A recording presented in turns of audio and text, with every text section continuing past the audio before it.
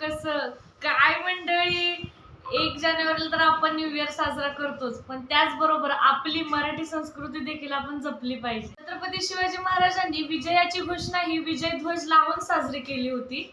गुढीवरचा तांब्या आपल्याला विजय दर्शवतो. गुढीवरची साडी ही आपल्याला प्रसन्नतेचे प्रतीक दर्शवते. गुढीवरचे हार, फुले आपल्याला आनंद दर्शवतात. आपल्याला साखरेचा हार आपल्याला गोडवा दर्शवतो. हळदी कुंकू हे आपल्याला शुभेच्छा दर्शवतात. गुढीवरील कडुलिंबाचा पाला आपल्याला आरोग्याचा संदेश देत असतो.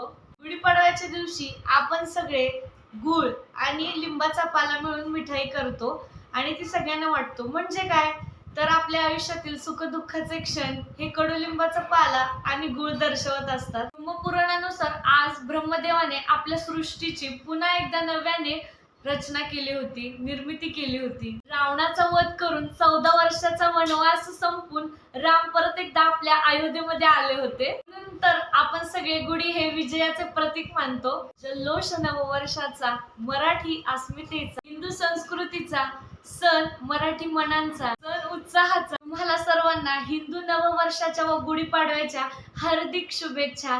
हे वर्ष तुमचे आनंदीचे, उत्साहाचे, भरभराटीचे, आरोग्यमय जाओ हीच ईश्वरचरणी मी प्रार्थना करते. गुढीला साडी नेसवायला सुरुवात केली. मला खरं तर वाटतं आपले हिंदू संस्कृतीतील सण साजरे केले तरच पुढच्या पिढीला त्या सणाची ओळख होईल. सण साजरे करताना त्या सणाच्या मागचा इतिहाससुद्धा आपल्याला समजतो. मग मी गुढीसमोर सुंदर अशी रांगोळी काढली, गुढीची पूजा करून घेतली. सण शिवरायांच्या महाराष्ट्राचा, सण मराठी मनांचा, सण मराठमोळ्या संस्कृतीचा, सण प्रखर हिंदुत्वाचा, सण नव्या हर्षाचा, सण नव्या हिंदू वर्षाचा. देवाची पूजा करून घेतली.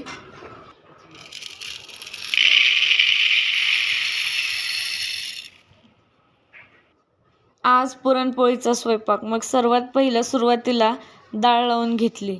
कुकरमध्ये हळद, तेल टाकून घेतलं आणि मग कुकर लावला. 2-4 शिट्ट्या कुकरला काढून घेतल्या की लगेच डाळीला पण इकडं चटका दिला.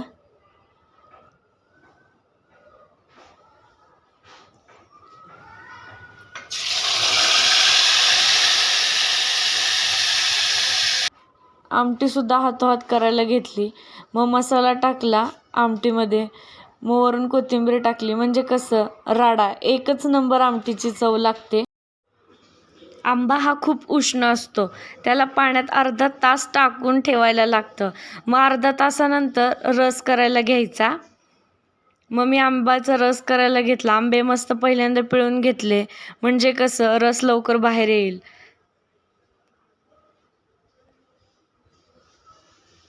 मग आंबा सोलून घेतला आणि मग फोडून घेतला. मग कोय मस्त पिळून घेतली. मग मिक्सरमध्ये फिरवून घेतला रस. कढईमध्ये तेल ओतून घेतलं, भजे सोडले, ताटाला कांदे भजे केले. मग पापड तळले, मस्त गोल्डन फ्राय केले. मग काय सगळ्यात सुगरणीचा भाग म्हणजे पुरणपोळ्या लाटणे. मला तर काय परफेक्ट पोळ्या लाटायला जमत नाही. माझी आई तर म्हणते पोळीच्या कड्यापर्यंत पुरण गेले की पोळी फुगते, मग बनवणाऱ्याला सुगरण म्हणायचं. आणि माझी आई तर काय पोळ्या फुगवण्यात एक्सपर्टच आहे की राव. आईने पटापटा पोळ्या लाटायला सुरुवात केली. आईच्या समोर तर रोटी मेकरसुद्धा फिक्का पडल, असल्या मऊ लुसलुशीत पोळ्या पटापट करते. असल्या भारी पोळ्या फुगवल्या की काय विचारूच नका. बघून तर मग अजूनच भूक लागली बाबा.